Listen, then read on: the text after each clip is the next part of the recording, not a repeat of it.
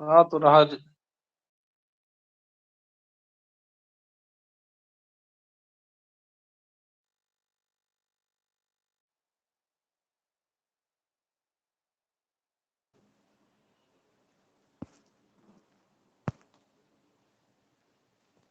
अब आ रही है। जी हाँ सही आ रही है।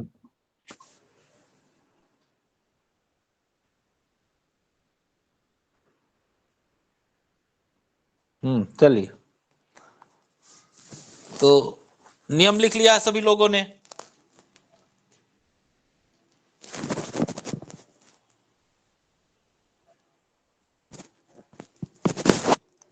नियम लिखा है ना सब लोगों ने। अब देखिए, हेलो जी गुरुजी आ रही है ध्वनि हाँ जी कम गुरु रही जी लिखिए। हाँ, मंगल से रुचक, बुध से भद्र, गुरु से हंस और शुक्र से मालव्य और शनि से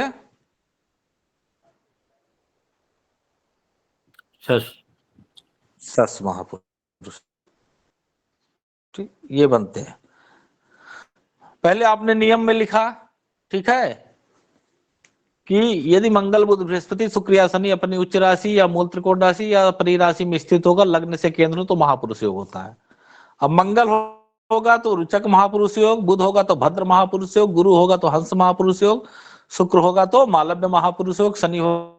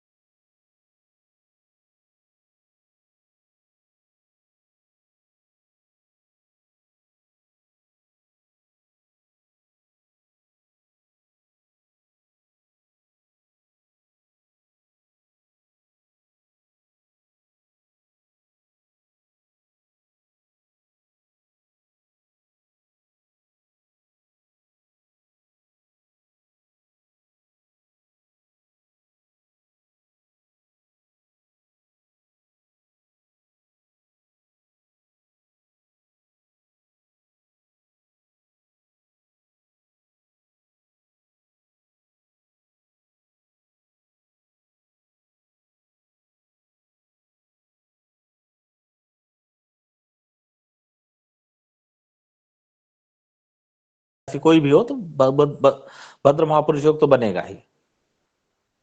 यहां बुध दिखाई दिया तो देख रहे लग्न से केंद्र में है, अपनी राशि में है तो भद्र महापुरुष योग बना। यहां बुध ऐसे बैठा दिखाई दे, यहां दिखाई दे तो ये क्या होगा, भद्र महापुरुष योग बनेगा। लग्न से केंद्र, लग्न से बाहर नहीं जाना है, ना बनेगा। उसी तरह गुरु,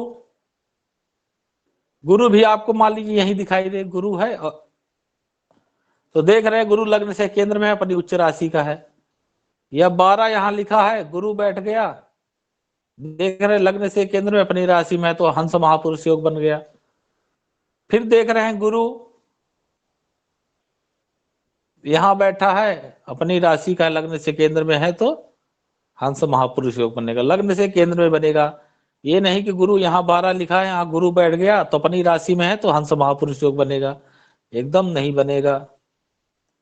उसी तरह शुक्र लग्न से केंद्र में अपनी उच्च राशि मूल त्रिकोण राशि या स्वराशि का हो तो मालव्य महापुरुष योग। तो शुक्र जैसे यहां पे 2 लिखा है शुक्र बैठा है, ये मालव्य महापुरुष योग बन गया। 7 लिखा है शुक्र बैठा है तो मालव्य महापुरुष योग बन गया। 12 लिखा है शुक्र बैठा, तो यहां देख रहे हैं उच्चम का है, लग्न से केंद्र में है तो मालव्य महापुरुष योग बन गया। ठीक। शनि उसी तरह, शनि आपको देखिए मान लीजिए यहाँ 10 लिखा है, 11 लिखा है, तो शनि देख रहे हैं लग्न से केंद्र में अपनी राशि में है तो सस महापुरुष योग बन गया। देख रहे हैं शनि यहाँ है, 10 लिखा है, लग्न से केंद्र में है और अपनी राशि में है तो मालव्य महापुरुष योग बन गया। मान लीजिए शनि यहाँ 7 लिखा है, शनि है अपने उच्च राशि में है तो सस महापुरुष योग बन गया।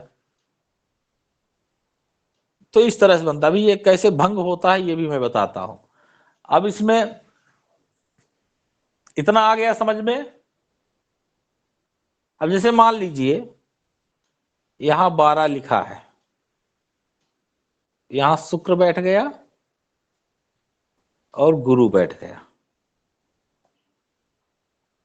तब इसमें कौन सा योग बनेगा बोलिए? मालव्य भी है और मालव्य। हंस। हंस मालव्य दोनों। हंस मालव्य दोनों बनेगा। क्यों? क्योंकि देख रहे लग्न से केंद्र में शुक्र जो है लग्न से केंद्र में है और उच्च का है, और बृहस्पति भी लग्न से केंद्र में है और अपनी राशि का है, तो यहां पे हंस बना और मालव्य बना। ठीक है। यदि अपनी राशि में नहीं होगा तो नहीं बनेगा ना? नहीं बनेगा। सर अगर इसके साथ जैसे राहु और चंद्रमा हो देखिए और वृश्चिक अभी इस राशि में मंगल बैठा है लगन में, कोई दिक्कत नहीं, बनेगा कोई भी हो। अभी आगे मैं आता हूं, कोई भी हो बनेगा। ठीक है। प्रभाव में बनेगा। क्या? हाँ बनेगा। अगर आपको ये ग्रह अपनी राशि उच्च राशि मूल त्रिकोण में दिखाई दे रहे हैं तो बनेगा ही, इसमें कोई संशय नहीं करना है। ठीक है। और किसी को कुछ समस्या?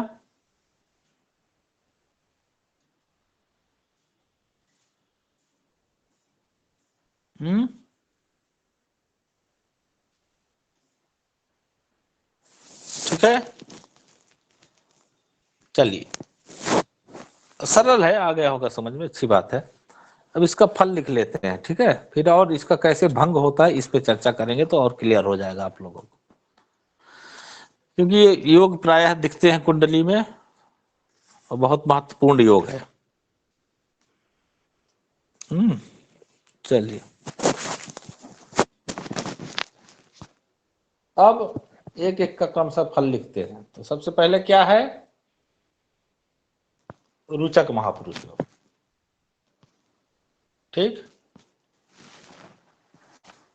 रुचक का मतलब वही, कई अर्थ होते हैं। अश्वाभरणम मतलब घोड़े पे बैठना।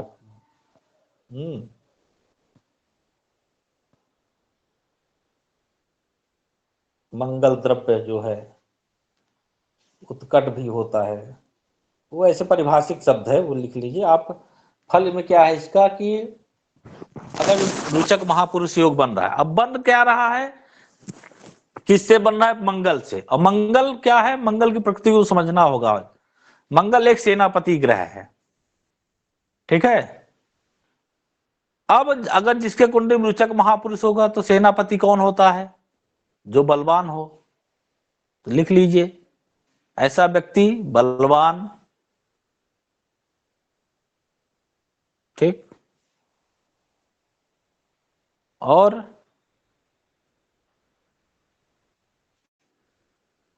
अच्छे शरीर वाला,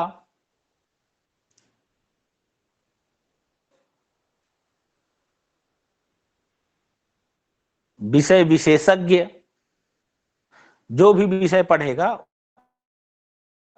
उस विषय का जानकार रहेगा। और शत्रुहंता योग में भी आता है, शत्रुओं पर विजय प्राप्त करने वाला।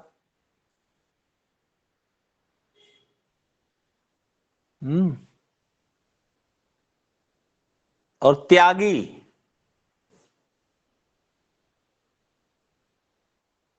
त्यागी भी होता है। अब रुचक महापुरुष वाले त्यागी ऐसे भी समझ सकते हैं, भाई मान लीजिए अपने कर्तव्य के लिए त्याग करना पड़ता है घर से, जैसे मान लीजिए कोई सेना पे ही हो गया तो भाई वो घर द्वार त्याग करके ना देश की रक्षा के लिए जो है सीमा पर डटा हुआ है, तो ये सारी चीजें त्यागी आ जाए, मतलब इनको किसी को त्यागने में परहेज नहीं होगा। निर्भय, निर्भय गुरुजी। हाँ हाँ, निर्भय भी हो सकता है, डरपोक तो नहीं है रहेगा। तो मंगल वाले गुण वही ना कह रहे हैं, फलादेश है, आप अपने से वो कर सकते हैं। और ऐसे व्यक्ति का प्रभुत्व 70 वर्ष तक रहता है, मतलब 70 वर्ष तक के लिए पूछ डिमांड है रहते, 70 वर्ष तक रहेगा इनका प्रभुत्व।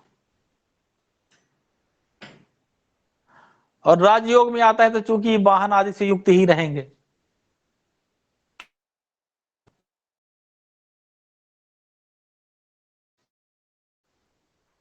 क्या क्या लिखे हैं?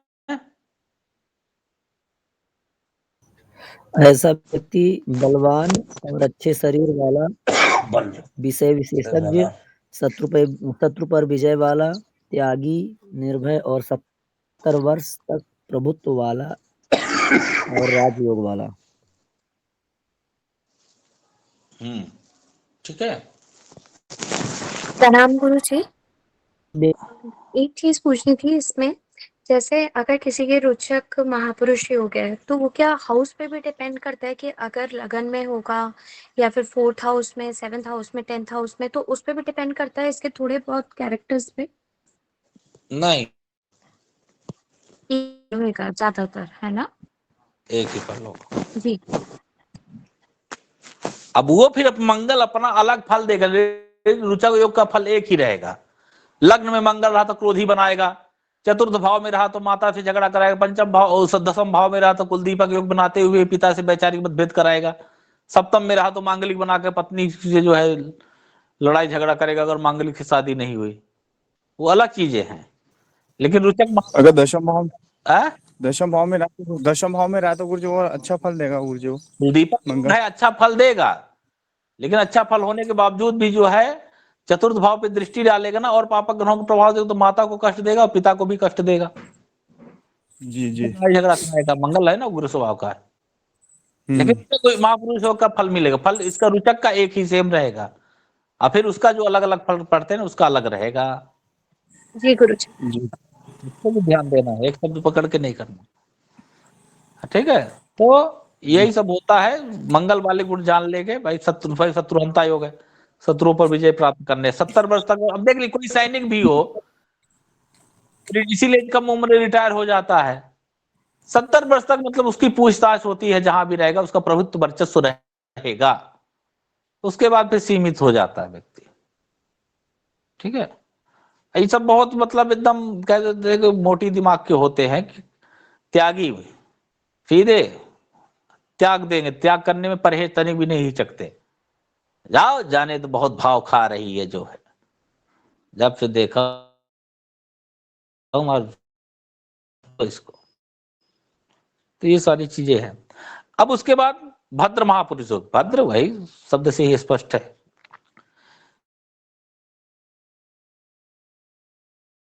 इसका भी किससे बनता है?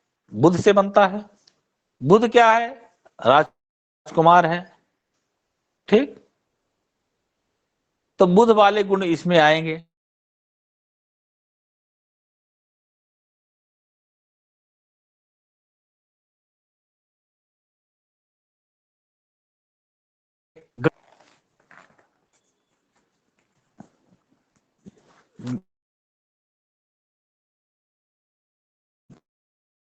मतलब ऐसा व्यक्ति बुध बड़ा बड़ा दक्ष होता है, जरूरी नहीं है उसके लिए भी, ठीक। और बुद्धिमान होता है।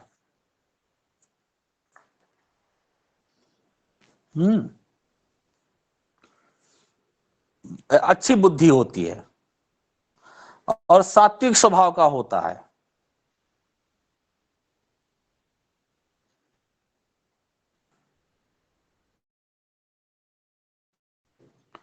और ऐसा व्यक्ति निस्वार्थ भाव से सेवा करता है।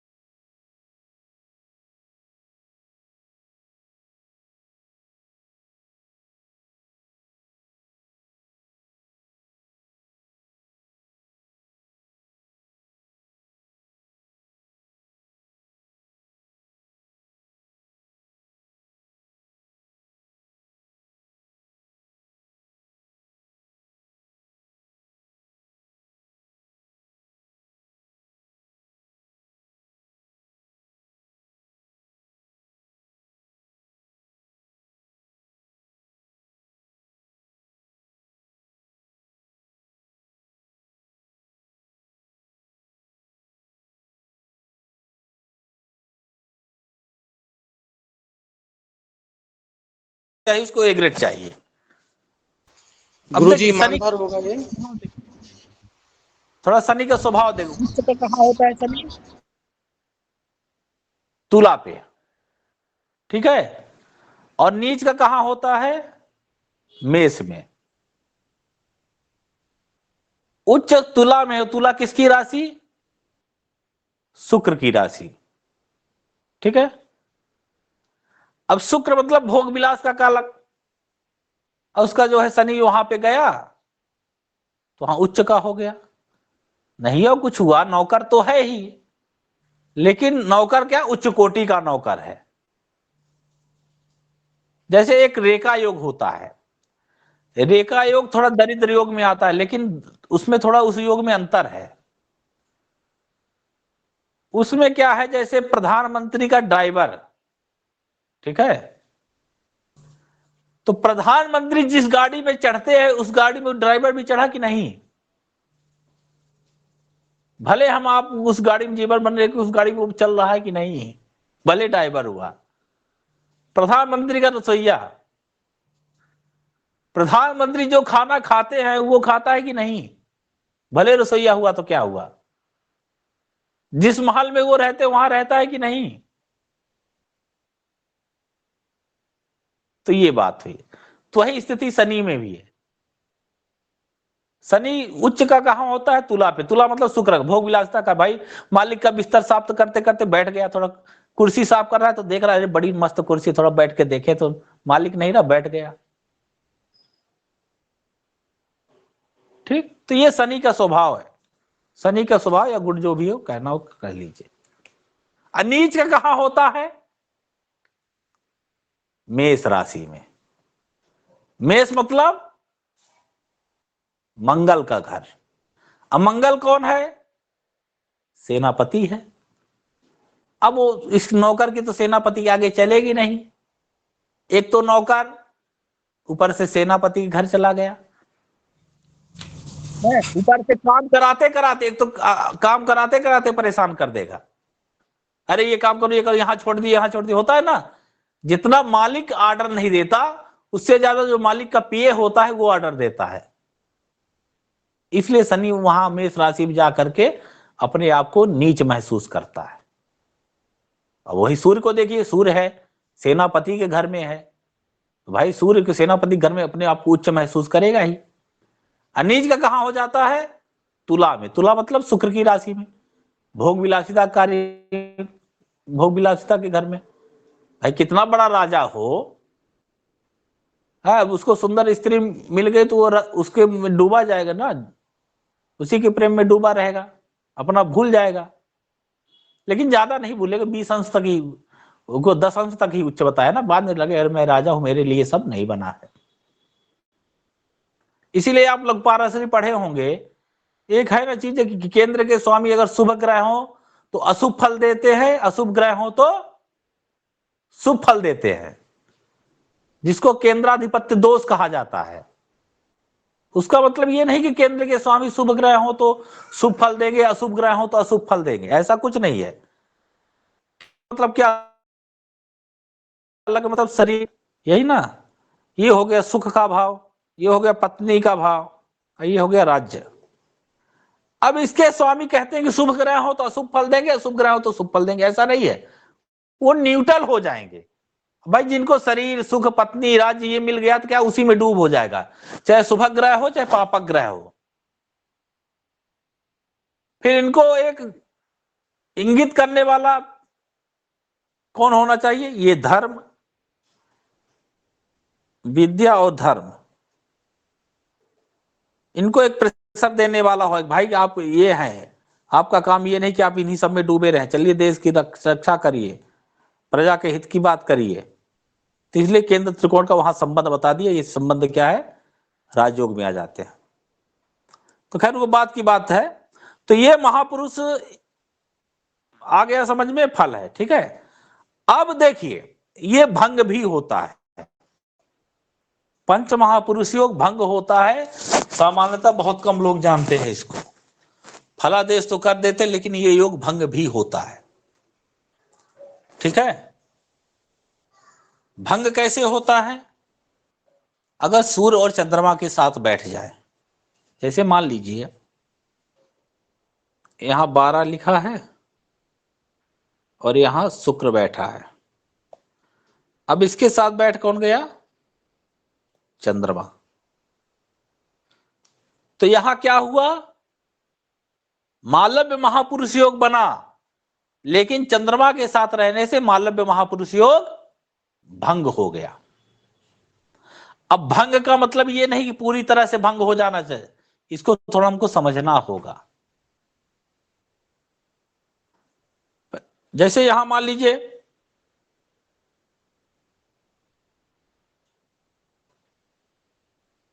आवाज आ रही है ना? जी गुरुजी आ रही है आपकी आवाज। हाँ ठीक है। ये ऑनलाइन है, पढ़ाना भी बड़ा विचित्र होता है। जब सामने लोग बैठते हैं हुकारी भरते हैं तब लगता है कि हाँ ठीक है चल रहा है बढ़िया। अब चल रहा है, कोई पढ़ा रहा है, कोई लेटा है, कोई कुछ काम कर रहा है।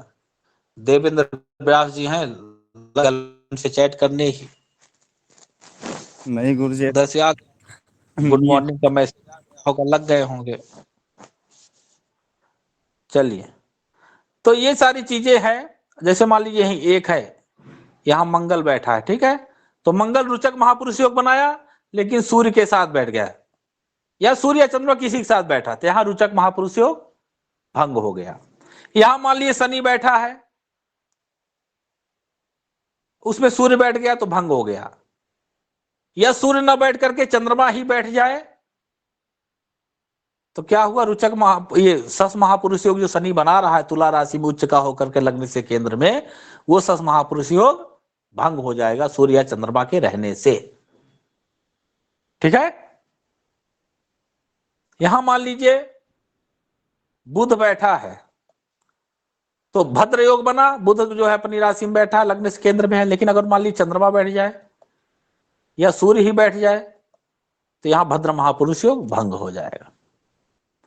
अब देखिए, भंग होने का मतलब पूरी तरह से भंग नहीं होगा। वहां कहा कि कुर्वन्ति नोर्वी पतिमात्म पाके यच्छन्ति ते सत्फल में पुंसा।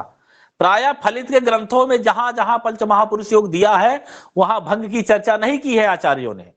भंग की चर्चा एक आपको मानसागरी ग्रंथ में मिलेगा और एक आध शंभु होरा प्रकाश में भी है शायद।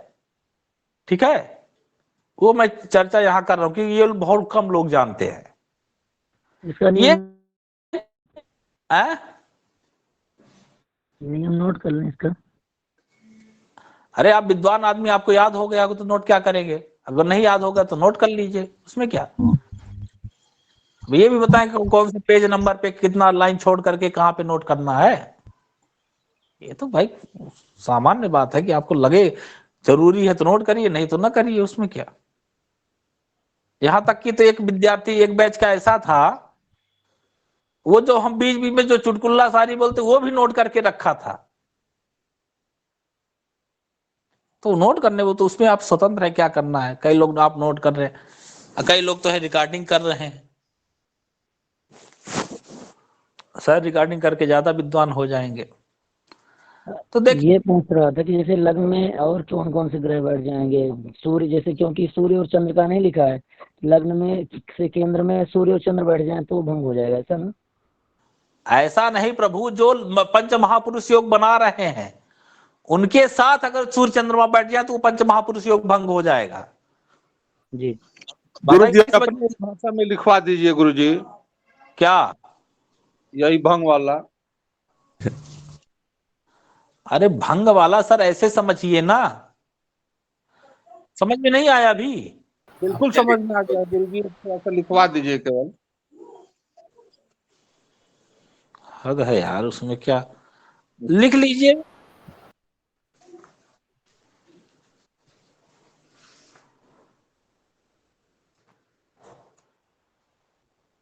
मंगल बुध बृहस्पति शुक्र या शनि, जो भी मंगल बुध बृहस्पति शुक्र या शनि जो योग बना रहा हो, यही जो पंच महापुरुष योग बना रहा हो, मंगल बुध बृहस्पति शुक्र या शनि जो महापुरुष योग बना रहा हो,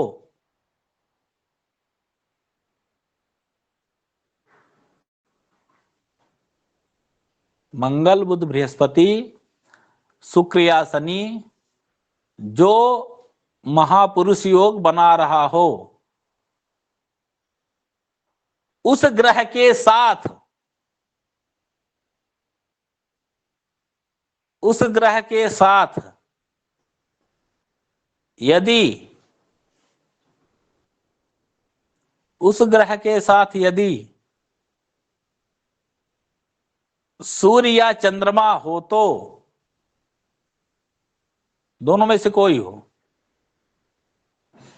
उस ग्रह के साथ सूर्य या चंद्रमा हो तो महापुरुष योग भंग हो जाता है।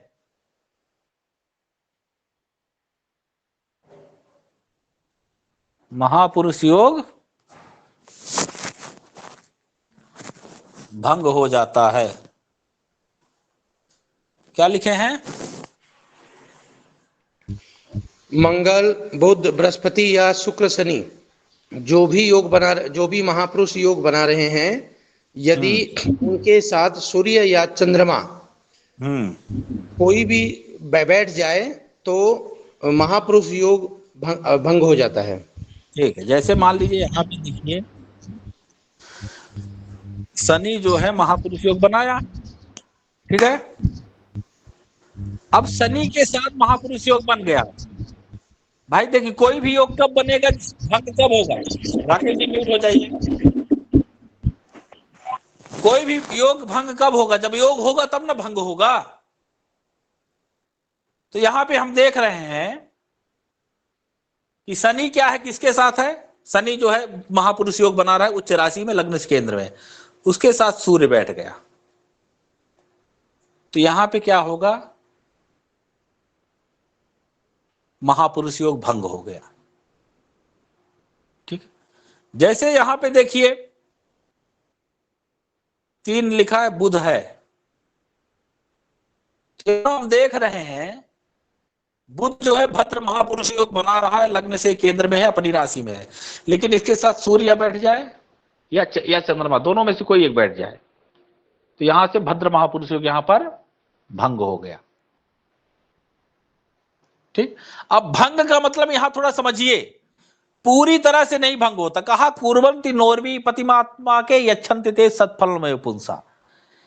ये आपको उर्वीपति मतलब राजा नहीं बनाएगा, लेकिन आपको शुभ फल देगा। उदाहरण के लिए समझ लीजिए ऐसे कि आपको कुर्सी पे नहीं बैठाएगा, लेकिन एक कुर्सी में बैठने वाले का जो आधिपत्य रहता है, जो भौतिक संसाधन प्राप्त होते हैं उसको, जो भौतिक सुख सुविधा उसको प्राप्त होती है, वो आपको प्राप्त होगी, लेकिन आपको राजा नहीं बनने देगा। ठीक, जैसे मान लीजिए अखिलेश यादव शिवपाल यादव है, शिवपाल यादव भी अखिलेश यादव या मुलायम सिंह यादव के रहते तो सारी सुख सुविधाओं को उपभोग उन्होंने भी किया, लेकिन कुर्सी पर नहीं बैठ पाए, लेकिन उनके सुख में कोई कमी थोड़ी रही, लेकिन वो उर्वी पद राजा नहीं बन पाए। तो उसी तरह यहां पे ही होगा, हम सुख सुविधाओं पे कोई कमी नहीं कहेंगे, उसके शुभ फल देगा जब उसकी इन ग्रहों की, जैसे जिस ग्रह से जो महापुरुष योग बन रहा है, उस ग्रह की जब दशा अंतरदशा आएगी उसमें उसको फल मिलेगा, लेकिन वो पूर्ण रूप से स्वतंत्र रूप से आपको आगे नहीं आने देगा। पता ही समझ में, पूरी तरह से भंग नहीं होगा, शुभ फल मिलेगा आपको, बस यही है कि आपको स्वतंत्र रूप से आगे नहीं आना देगा। आप सब चीजें मिलेगी, लेकिन आप चाहेंगे हम वो करें, वो नहीं होगा। अब क्यों नहीं होगा ये भी थोड़ा समझिए। आपने देखा पंच महापुरुष योग बना किससे? मंगल बुध बृहस्पति शुक्र शनि से बना किससे नहीं? सूर्य चंद्रमा से। नहीं तो कह देता कि लग्न से केंद्र में सूर्य चंद्रमा भी अपनी राशि या उच्च राशि पे हो तो ये महापुरुष योग बन जाएगा, कुछ और नाम दे देता, लेकिन नहीं, क्योंकि सूर्य चंद्रमा क्या है? राजा है।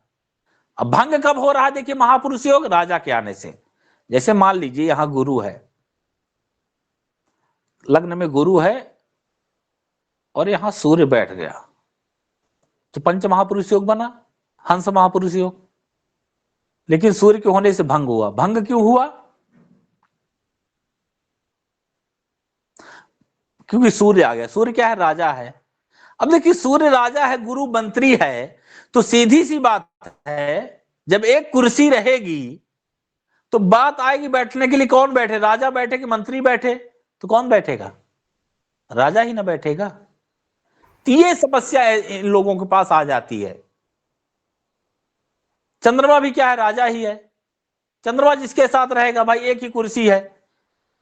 जैसे मान लीजिए यहीं पे 7 लिखा है और शुक्र बैठा है, मालव्य महापुरुष योग बन गया। अब चंद्रमा बैठ गया तो भंग हो गया। अब भाई एक ही कुर्सी है, शुक्र है, शुक्र मंत्री है, सचिव है, और चंद्रमा क्या है? राजा है। तो कौन? राजा ही ना बैठेगा। अब राजा के बैठने मात्र से ये तो नहीं हो जाएगा कि शुक्र को जो है दाना पानी नहीं मिलेगा। दाना पानी तो उसको मिलेगा ना, सारी चीजें जो राजा खाएगा हो सकता है वो भी खाए। लेकिन हाँ, कुर्सी में बैठने की बात आएगी तो कौन बैठेगा? चंद्रमा ही बैठेगा। तो ये ध्यान देना है आपको फलादेश में। पंच महापुरुष योग फलादेश करते समय ये जरूर देखें कहीं भंग तो नहीं हो रहा है। और भंग प्रायः बहुत कम लोग जानते हैं। जहां भी देखेंगे योग की चर्चा, लेकिन भंग की चर्चा नहीं है। भंग वही जानते हैं जो डॉक्टर गणेश प्रसाद मिश्रा से पढ़े हुए हैं। ठीक है, चलिए। जी गुरुजी। गुरुजी, हाँ। यदि साथ में ना बैठे लेकिन पहले भाव में बैठ के उसको अस्त कर दे तो भी भंग माना जाएगा? अब ये आपका अजीब प्रश्न है। नहीं, पहले जैसे हाँ, जैसे उदाहरण। छठे भाव में सूर्य बैठा हो और 7वें में बृहस्पति, लेकिन बृहस्पति अस्त हो हाँ, अपनी राशि में, तो भी भंग हो जाएगा? देखिए, आप कह रहे हैं बृहस्पति मान ली यहाँ पे बैठा है गुरु, ठीक है, और सूर्य यहाँ बैठा है, ठीक है, जी और गुरुजी। अंश के आने से बृहस्पति अस्त हो। अस्त मैं बताऊंगा सबको, और बहुत लोग नहीं जानते। ठीक है, जी जी। या तो आपका प्रश्न है तो अभी बता दें, नहीं आपको ये लगे कि हमको शायद इसके बारे में नहीं पता है इसलिए मैं टाल रहा हूँ। नहीं नहीं, ऐसा नहीं है गुरुजी। हाँ, नहीं बता देता। देखिए अस्त, देखिए यहाँ पे गुरु है और यहाँ कह रहे हैं यहाँ सूर्य है, ठीक है। जी। सूर्य के क्या है कि म्यूट हो जाइए। अब ग्रह देखिए स्थिति है कि सूर्य के साथ होने से अस्त होते हैं, मंगल के साथ होने से युद्ध होता है, और चंद्रमा के साथ संहिता ग्रंथों में इसका समागम कहा गया है। अब कुछ ग्रहों का और इन ग्रहों का बताया, अंश बताया, दस्रेंद्र शैल भुव शक्कर रुद्राक्ष चंद्रा तिथि क्रमेण है। वो बताया ग्रहों का अंश की इतने अंश सूर्य से इतने अंश पे होंगे तो अस्त हो जाएंगे। सूर्य क्या है? सूर्य को एक आप लाइट समझिए, लाइट तो है, हाइलोजन समझिए। और ये मान लीजिए अन्य ग्रह क्या हो गए? मोमबत्ती हो गए। सूर्य के प्रकाश से ही सारे ग्रह प्रकाशित होते हैं। अब मान लीजिए इतना बड़ा हाइलोजन जल रहा है, एक कमरे में खूब ट्यूबलाइट लगी, वहां पे एक मोमबत्ती जला रहे हैं, उस मोमबत्ती का कोई मतलब है? उस मोमबत्ती से प्रकाश होगा? वही ना कहते जैसे सूर्य को दीपक दिखाना, कोई मतलब नहीं होगा। अब इसका मतलब ना होने से ये थोड़ी कि मोमबत्ती का प्रभाव ही खत्म हो जाएगा। तो बात वही है, समझना क्या है, ग्रह अस्त कहां हो रहे हैं, और अस्त होने से किसी ग्रह का अस्तित्व तो नहीं खत्म हो जाता, ये भी ध्यान रखना है। समझना है अस्त कौन हो रहा है। यहां सूर्य के सानिध्य में गुरु है। सूर्य क्या है? राजा है, गुरु मंत्री, दोनों परस्पर मित्र भी है, ठीक है। अब ये समझना, जैसे एक मंच में मोदी और योगी जी हैं, आप लोगों की नजर ज्यादा किस पे रहेगी? मोदी जी पे। मोदी जी पे रहेगी, ठीक है। अब मान लीजिए मोदी जी सूर्य हैं, योगी जी गुरु हैं, ज्यादा नजर आप पे किस पे रही? मोदी जी पे, ठीक है। लेकिन मोदी जी पे ज्यादा नजर होने पे इसका मतलब ये तो नहीं कि योगी जी का अस्तित्व समाप्त हो गया, ऐसा तो है नहीं, बल्कि और प्रबल हो जाएंगे योगी जी। इसी तरह डबल इंजन की सरकार।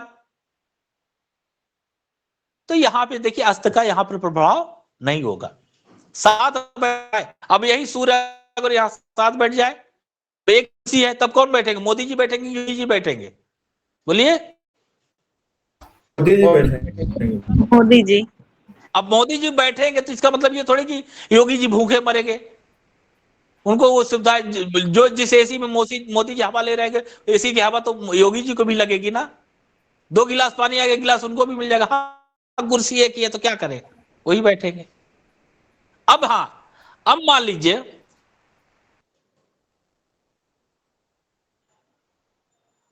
यहां पे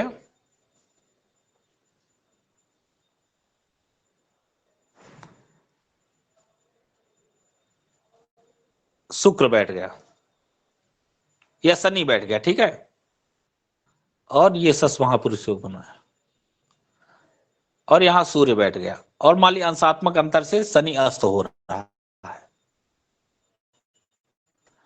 अब बताइए क्या नौकर कारक ग्रह, ठीक है, और सूर्य राजा है। या तो शनि को मान लीजिए थोड़ी देर के लिए अखिलेश यादव मुख्यमंत्री है, और सूर्य को मान लीजिए मोदी जी। अब सूर्य क्या है, एक साथ में मोदी जी हो, अखिलेश जी हो, नजर किस पे रहेगी?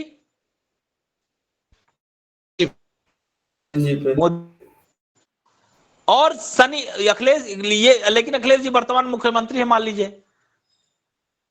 तो अखिलेश जी यादव का जितना प्रभाव रहेगा, अब योगी जितना तो नहीं रहेगा भाई, डबल इंजन की सरकार, वो तो नहीं रहेगा। वो भी मुख्यमंत्री है, एक अपना हैसियत रखते हैं, अपना प्रभुत्व रखते हैं उस राज्य पे।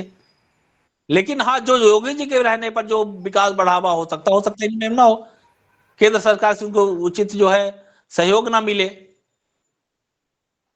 तो अस्त का मतलब वहां पे ये होता है कि हमको देखना है कि अस्त होते किसके साथ है। अब गुरु और सूर्य के अस्त में अंतर आएगा, क्योंकि गुरु शुक्र दोनों, सूर्य और गुरु सूर्य दोनों मित्र हैं। गुरु सूर्य और मंगल के अस्त होने पे अंतर आएगा, क्योंकि मंगल सूर्य दोनों मित्र है, और वहां शनि के और सूर्य के अस्त होने पे अंतर आएगा। शनि क्या है? शत्रु है, ठीक है।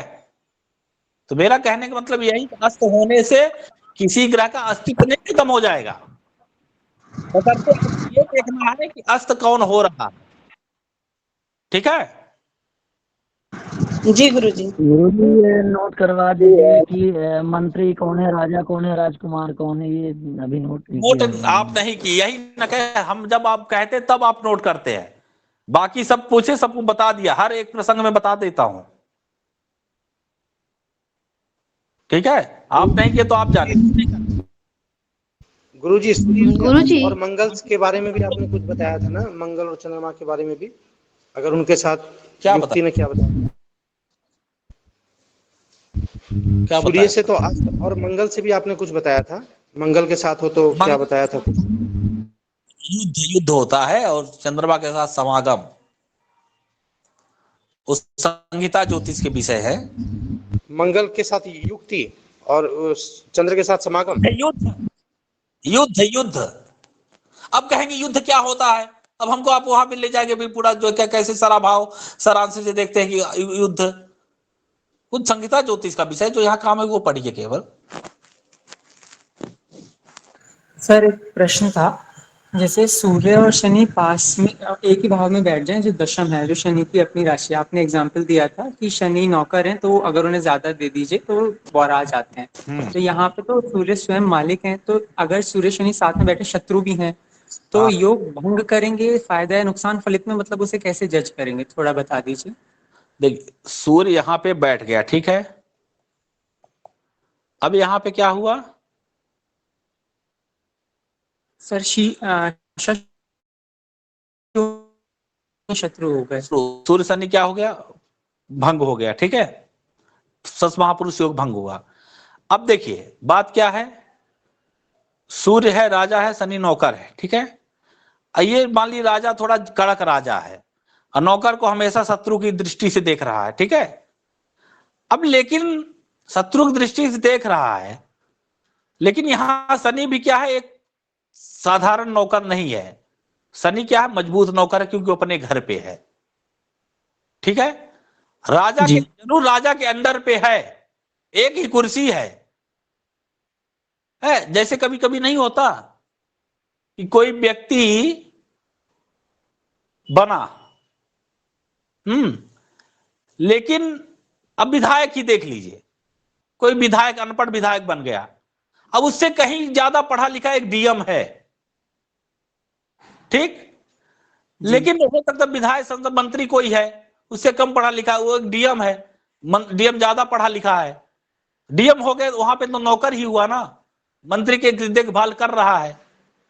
लेकिन उसके रहने पे ये थोड़ी कि उस डीएम का जो है नौकर है, लेकिन डीएम का जो है आधिपत्य खत्म हो जाएगा, प्रभुत्व खत्म हो जाएगा, वो भी तो मजबूत स्थिति में है।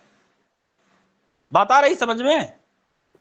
जी सर, मतलब फल कम हो जाएगा पर फल मिलेगा ऐसे करके। फल कम नहीं होगा, एक स्वतंत्र नहीं हो पाएगा, स्वतंत्र रूप से वो अपना वो नहीं कर, शुभ फल मिलेगा, सारी चीजें उसको उपभोग की मिलेगी, भौतिक सुख सुविधाएं मिलेगी। लेकिन जहां एक कुर्सी की बात आएगी, भाई एक ही कुर्सी है, तो वहां कौन बैठेगा? सूर्य ही बैठेगा। आपको स्वतंत्र रूप से मंत्री के आगे तो आपको नहीं आने देगा, मंत्री मंच में रहेगा, डीएम कहां रहेगा? नीचे सुरक्षा पे लगा रहेगा। आई बात समझ में? जी सर, समझ आ गया, थैंक यू। ऐसे गुरुजी ये एक चीज सारी मैं पूछना चाह रही थी। हाँ हेलो।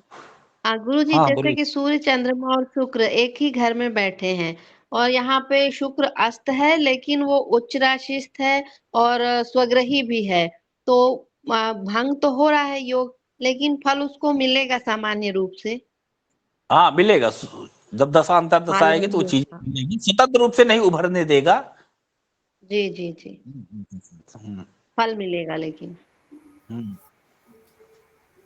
गुरुजी, हाँ आपने बताया कि जैसे नियम में कि अच्छा उच्च राशि, स्वराशि और मूल त्रिकोण राशि में हो तभी ये योग बनेंगे, अगर कोई दूसरी राशि हो जिनमें ये ना हो तब तो ऐसा कुछ होगा ही नहीं, है ना? नहीं नहीं, ये योग नहीं बनेगा, नहीं। दूसरा योग जो पढ़े हैं वो बनेगा। हाँ हाँ ठीक है। दूसरा गुरुजी एक वैसे नॉर्मली क्वेश्चन है, वो ये है, जैसे आप कहते हैं कि ये पुस्तक में है, ये पढ़िए वो पढ़िए, जैसे हम देखते हैं तो अलग अलग पुस्तकों में जैसे भाव मंजरी हो गया, भाव कुतूहल या फिर लघु पराशरी, एक ही योग के अलग अलग श्लोक लिखे हैं, ठीक है। योग अगर हिंदी में पढ़ते हैं तो सेम बात है, वही एक जैसे आप बताते हैं पुस्तकों में भी सेम है, लेकिन श्लोक अलग है, तो क्या वो सभी श्लोकों को याद रखें हम उसी एक योग के लिए, या एक ही को प्रेफर करें ज्यादातर? एक ही याद कर लीजिए। अच्छा हाँ, जो आपको सरल लगे। वो छोटा तो जातक तत्व एक किताब है महादेव पाठक की, जातक अच्छा तत्व। हाँ, उसमें तो बल्कि वो रखना चाहिए, वो छोटे छोटे सूत्र दिए हैं। जैसे आपको दत्तक पुत्र का कोई योग पूछे तो कहिए तुर्य मंदारो दत्त पुत्र, ठीक है। अच्छा। कभी योग पूछे तो लाभे से लाभे कभी, इस तरह छोटे छोटे, सुदे सूर्य में पत्याकुमान, इस तरह छोटे छोटे सूत्र दिए हैं उसमें सारे योगों के, तो आप उसको चाहे ले सकते, याद करना है। और वो करना है तो बृहद पाराशर उसमें अनुष्टुप 25 श्लोक है, उससे याद कर लीजिए। जातक श्लोक है वो ले इस लीजिए। पुस्तक का नाम एक बार और बोल दें। जातक पुस्तक का नाम जी? जातक तत्वम। धन्यवाद धन्यवाद। अरे भी 1 मिनट बोलने दो। गुरुजी, क्या सामुद्रिक शास्त्र भी कोई शास्त्र होता है?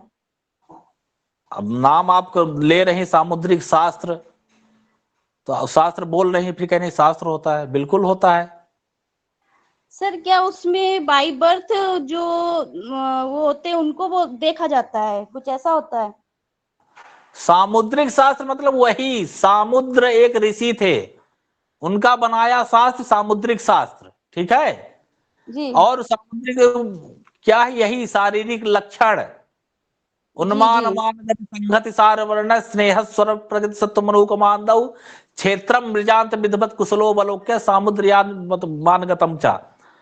उन्मान व्यक्ति की हाइट, गति, चलने की स्टाइल, संगति शरीर की बनावट, सार कैसी जो है उसका जो है स्वरूप है, वर्ण कैसा है, ठीक है, ये सब देख करके जिसपे फलादेश करे उसको सामुद्रिक शास्त्र कहते हैं। मुखाकृति विज्ञान, हस्तरेखा, ये सब सामुद्रिक शास्त्र के अंतर्गत आते हैं। जी जी या जी इसको हम अलग अलग करें या वो करें? ठीक है। तो गुरुजी आपने जो जैसे पुस्तकें बताई, तो इसका मतलब यही है कि सरल रूप में आपने एक पुस्तक बताई वो पढ़ें, और साथ के साथ जो बृहद पुस्तकें हैं, बृहद पराशर, होराशास्त्र, जातक परिजा जो आपने बताया, बृहद जातकम बताया, अगर इनको भी साथ साथ में अगर कोई याद कर ले तो ये सबसे बढ़िया होगा, ताकि आगे जाके श्लोक याद रखें। योग तो आप एक ही याद करें, एक ही किताब का याद करें, ठीक है। योग आपको जिसमें सरल लगे, अनुष्टुप याद करना हो तो बृहद पराशर का, छोटा याद करना हो तो जातक तत्वम का, और बड़ा याद करना हो तो जातक पारिजात का, और बड़ा करना हो तो फलदीपिका का, ठीक है। ये एक हाँ जी, कर लीजिए, अब समझ में पढ़िए, आ गया गुरुजी, धन्यवाद। वही करें, पढ़िए। श्लोक तो याद रहे ही, क्या पता ये सारी चीजें आप मनमानी बोल रहे हैं, अगले को चुप कराना तो आपको श्लोक आना चाहिए ना। तो कम खासकर मैं बार बार कहता हूँ, जो पारंपरिक छात्र है, शास्त्रीय आचार्य, ज्योतिष वाले, वो तो जरूर याद करें। बाकी हो सकता है जो सामान्य लोग हैं उनको श्लोक पढ़ने में, याद करने में कठिनाई हो, हालांकि वो कितनी भी कठिनाई नहीं, आप क्या है, सारे योगों का श्लोक लिख लीजिए, डेली पाठ करिए। आप 2 महीना उन श्लोकों का डेली पाठ कर देते हैं तो आपको श्लोक याद हो जाएगा। पाठ करने में मुश्किल से 10-15 मिनट समय लगेगा, तो श्लोक याद रहेगा तो आपकी और प्रतिभा में निखार आएगा। लोग अगला आपके सामने टिक नहीं पाएगा, लगे कह सामान्य ज्योतिषी नहीं है, ठीक है। ईमान सागरी का प्रयोग ले सकते हैं गुरुजी, ये हमारे पास पुस्तक उपलब्ध है। कौन? सीताराम झा मान सागरी। हाँ हाँ, कोई भी रख लीजिए, सब रखिए, सब पढ़िए। अब बताइए, इतना पढ़ा लिखा रहे, अभी पुष्पेंद्र जी ये नहीं लिख पाए राजा का कारक कौन है, मंत्री का कारक कौन है, और राजकुमार कौन है, जबकि हर प्रकार के बुध राजकुमार है। बता देता हूं, मंगल सेनापति है, शनि नौका का कारक है, सूर्य चंद्रमा राजा है। अभी आज ही प्रसंग में बताया शुक्र और बुध क्या है, मंत्री है।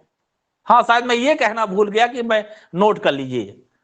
और पुष्पेंद्र जी हमारे इतने जो है आज्ञाकारी हैं कि जब कहूंगा नोट करेंगे तभी करेंगे, उसके अलावा वो एक पेन की जो है अपना खर्चा नहीं करेंगे, स्याही ना खत्म हो जाए, कापी ना भर जाए। गुरुजी आज कक्षा बहुत बढ़िया रही, इसे शांति से पढ़े, जो भी बच्चा है।